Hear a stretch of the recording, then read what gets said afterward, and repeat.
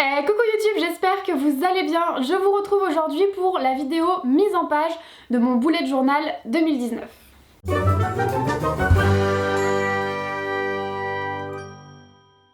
Alors l'année dernière, je vous présentais dans ma vidéo bullet journal 2018 que je vous remets dans le petit i si jamais vous voulez avoir plus d'idées de mise en page. Je vous présentais mon bullet journal qui est de la marque Covadis. C'est le Live Journal Dot, donc c'est le carnet qui est seulement pointillé. Il n'est pas du tout pré-rempli. Voilà, donc là il est complet, mon bullet journal 2018. Il me restait seulement 5 pages, donc c'était beaucoup trop court pour faire ma mise en page 2019. Donc voilà à quoi ressemble mon bullet journal 2018 après un an. Alors tous ces post-it, je ne les avais pas au quotidien dans mon bullet journal, je vous préviens tout de suite. C'est des post-it que j'ai mis sur les pages que je voulais migrer dans mon nouveau bullet journal. Je suis repartie sans grande surprise avec un Life Journal de Covadis. C'est vraiment pour moi le meilleur en termes de carnet bullet journal. Il coûte 16,90 il me semble, je l'ai acheté dans une petite papeterie à côté de chez moi. J'ai changé la couleur cette année, je suis plus partie sur un corail. C'est tout simplement parce qu'il restait que ça dans le magasin et que j'avais besoin de mon nouveau bullet journal. Mais je suis très contente, c'est une très jolie couleur. J'ai peur que ça se salisse un peu vite, donc on verra au fil de l'année. Je vais vous présenter rapidement ce bullet journal si vous ne le connaissez pas. Donc il commence tout simplement avec une page de garde où vous pouvez inscrire votre nom, votre adresse, votre numéro de téléphone et votre adresse mail. Ensuite on continue et on tombe sur le premier principe de base du bullet journal qui est l'index. Donc dans ce carnet là vous avez 4 pages d'index.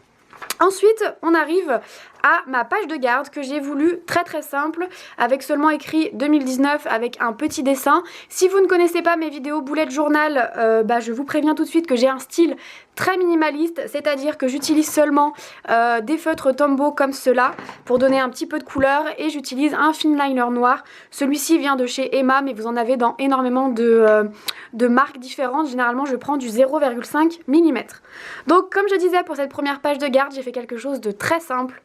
Donc vous voyez que j'ai inscrit 2019 au centre et que j'ai fait un petit motif végétal, c'est tout ce que je peux faire en termes de dessin, c'est vraiment mon grand maximum. Ensuite on passe à la page suivante qui est la vue sur un an, qui est aussi une base du bullet journal mais qui honnêtement est une page qui ne sert pas à grand chose. C'est une page qui va me servir quand je vais composer mes vues mensuelles, à regarder quand est-ce que commence le premier jour du mois, quand est-ce qu'il se termine, etc. Mais en soi je ne viens rien noter sur cette page là. Ensuite on passe à la page suivante qui est ma page goals, donc c'est-à-dire objectifs en français. Cette année j'ai décidé de partir sur plusieurs catégories, donc c'est-à-dire le travail, l'entourage, donc famille, amis, ma santé, également la planète. Cette année je me découvre une conscience écologique et j'aimerais faire plus de choses pour la planète, donc je vous en reparlerai bien sûr tout au long de l'année sur le blog ou sur les réseaux sociaux.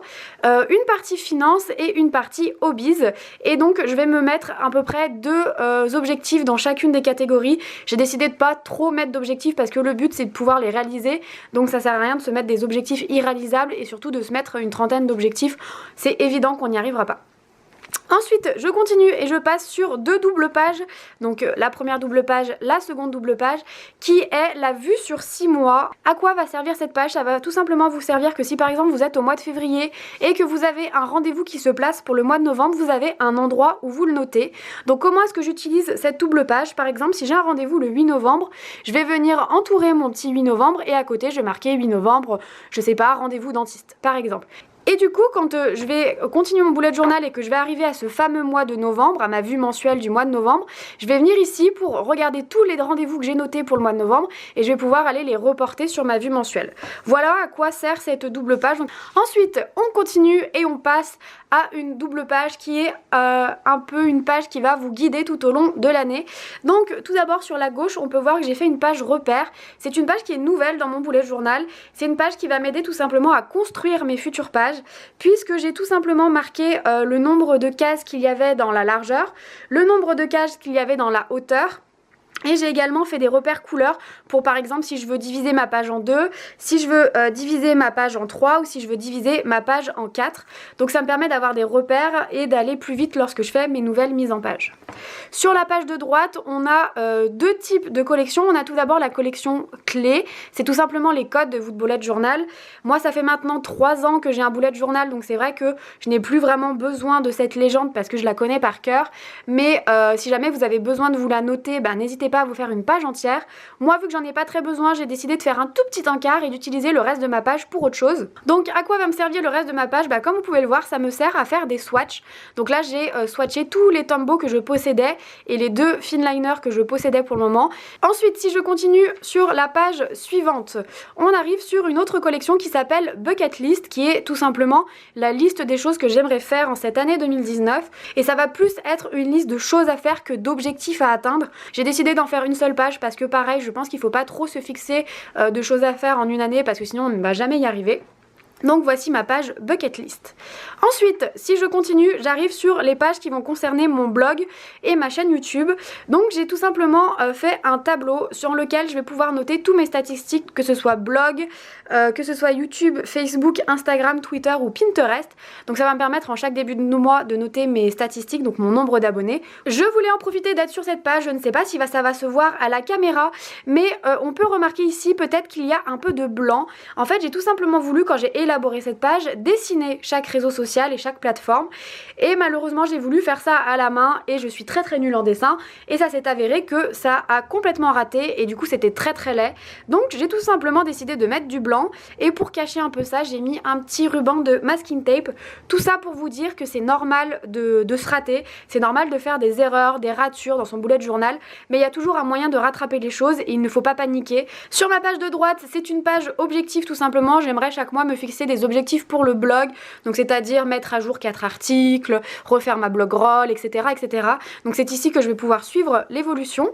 Les pages suivantes ne vont pas tellement vous intéresser, ce sont des pages qui concernent les articles de mon blog. J'ai fait la liste tout simplement de tous les articles que j'avais sur mon blog pour les mettre à jour au fur et à mesure de l'année. Donc j'ai fait la liste et à chaque fois que j'aurai mis à jour un article, je ferai une petite croix à côté.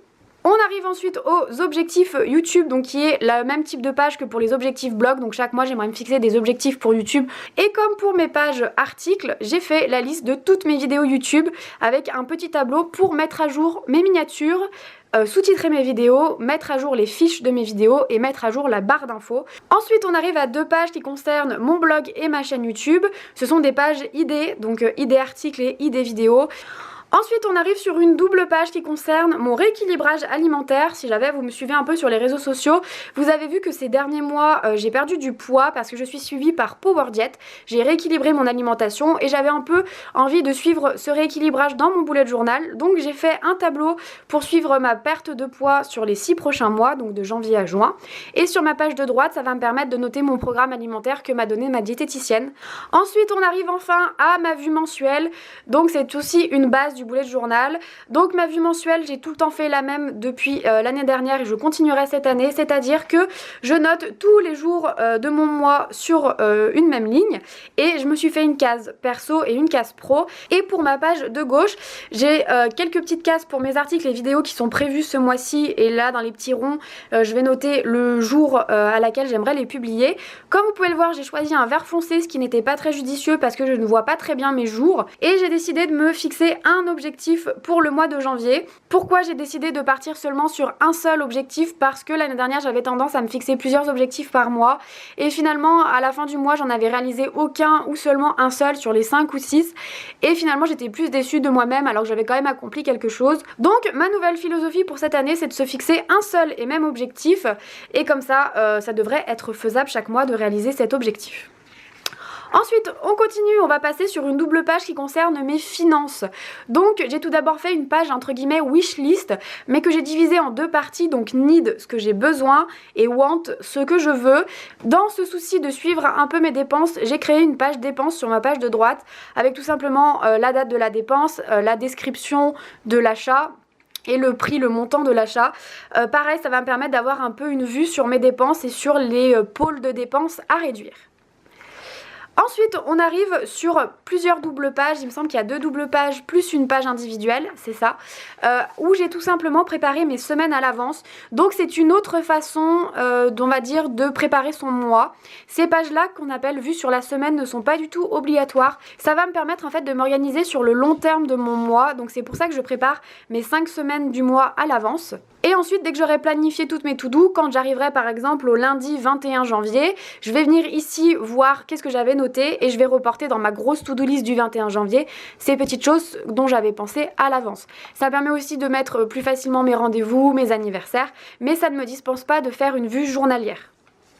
Donc j'ai préparé mes 5 semaines et on arrive à une collection que j'ai appelée un mot par jour. Alors je n'ai rien inventé, j'ai piqué cette idée à mon amie Aurélia avec laquelle j'ai animé des ateliers bullet journal au salon Création et Savoir-faire en novembre dernier. Et elle avait cette idée de un mot par jour, c'est-à-dire qu'en fin de journée, on essaye de retrouver le positif de sa journée et de le dégager en un seul mot. J'ai beaucoup aimé l'idée, à voir si je le tiens sur le long terme et si je le refais le mois prochain.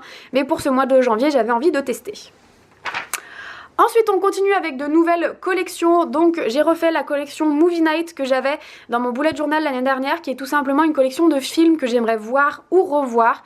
J'ai divisé en 4 catégories, donc tout simplement musical, romance, teen, qui sont un peu les séries du style Twilight, Hunger Games, Divergente, et les comédies. Ensuite on continue avec 2 collections Bonne Adresse, donc une collection Bonne Adresse pour Paris et une collection Bonne Adresse pour Londres. C'est une double page que j'avais déjà dans mon ancien bullet journal et que j'ai décidé de reporter dans celui-ci.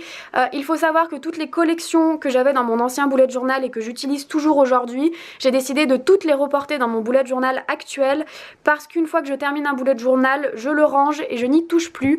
Et je vais terminer cette vidéo mise en page 2019 par ma dernière collection qui s'appelle Dans mes tiroirs. En fait cette année j'aimerais beaucoup trier tous les produits de beauté que j'ai dans mes tiroirs et essayer aussi de passer à des routines plus green, que ce soit pour l'environnement ou pour moi, des meilleures compositions de produits. Donc j'ai décidé de faire cette petite liste de tous les produits que j'avais dans mes tiroirs et de faire un petit code couleur, j'aime, je n'aime pas et je rachète, ce qui va me permettre à chaque fois que je termine un produit de mettre une petite légende et également de vérifier si la composition est safe ou pas et donc du coup voir si je le rachète ou pas.